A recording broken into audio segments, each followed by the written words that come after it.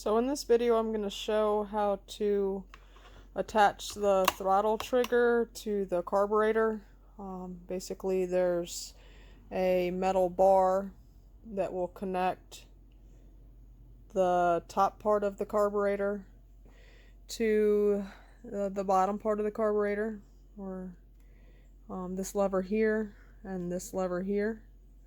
And then also you'll have what actually connects to the throttle on the chainsaw itself, and then a rubber guide. First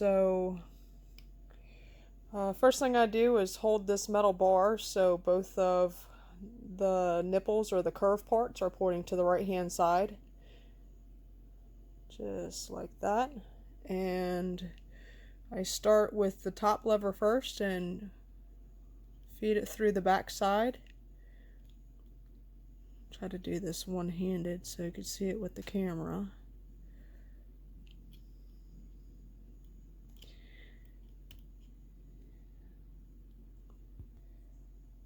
Once you get it in through the back side, you're going to want to twist it so that nipple bends up against the frame of the lever, just like that.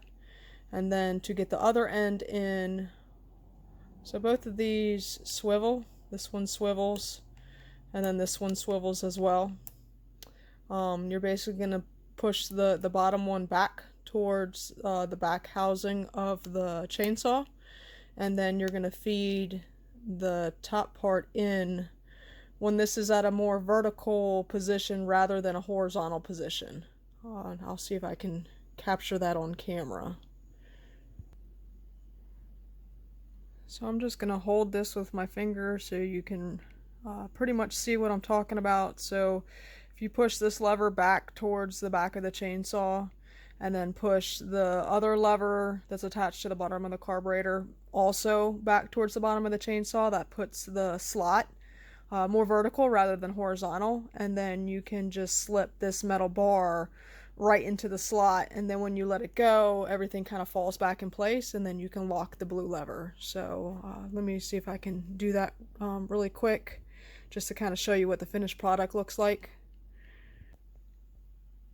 So if you can see it on the camera, it just kind of seats right into that open slot, and then when you start to let everything go, it puts the tension on both bars so they don't fall out.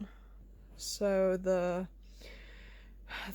front part of the bar towards the front of the pit chainsaw will go in through the front of the slot and hook onto the back of the lever, and then the other part of the bar, the other end of the bar, will go through the back of the lever and hook onto the front side of it.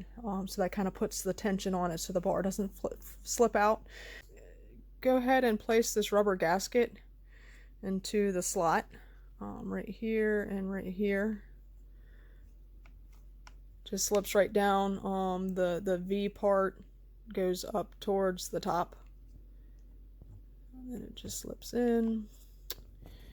And then if you're holding this trigger lever with the U pointing downwards, the front of the U up here pointing downwards and to the left hand side, you can work the plastic end in through the rubber grommet, and then inside, let me see if I can get it on camera, inside and into the trigger, and that'll give you the position that you need for the other end of the loop.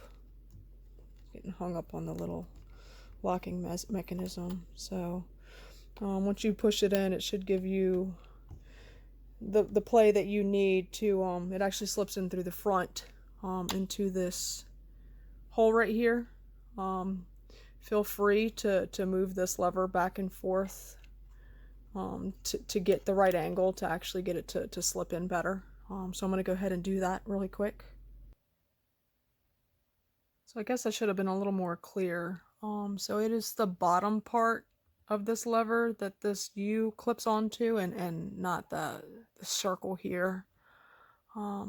So if it just slips right over the top and seats in place, see if you can see that. And then what you can do is pull this blue or whichever color it is on your carburetor locking mechanism over and into place to keep that from popping out. It just kind of, again, keeps everything seated and keeps the pressure on it. So then this should be the completed view of what everything looks like. Back to the trigger, and then when you pull the trigger, obviously it will engage the throttle on the carburetor. Hope that helps.